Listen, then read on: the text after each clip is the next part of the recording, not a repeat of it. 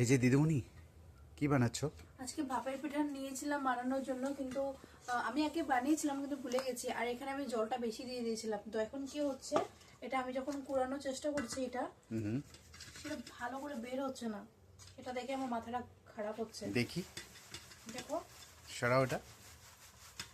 অল্প অল্প, দেখো অল্প অল্প হচ্ছে কিন্তু বেশি হচ্ছে না। তার জন্য আমি একটা দিয়েছি যে এগুলোকে এইভাবে আমি শক্ত শক্ত মুঠো মুঠো করে এগুলোকে আমি এখানে গ্রেট করে নিচ্ছি।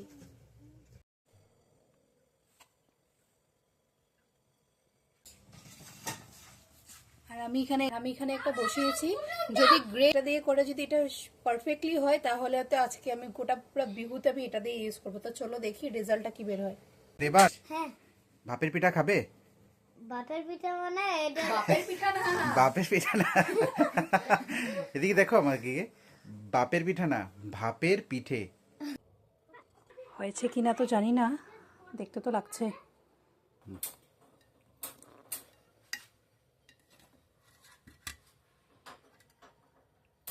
ওয়াও,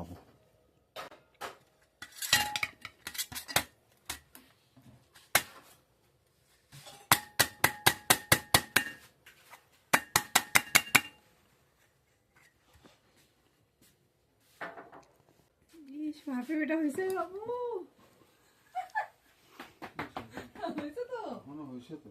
হয়েছে না? কংগ্রাচুলেশন। Thank you. আমি তো ভাবতে পারিনি এই গিটার দিয়ে করলে হবে, যেটা গিটারটা দিয়ে দেখো।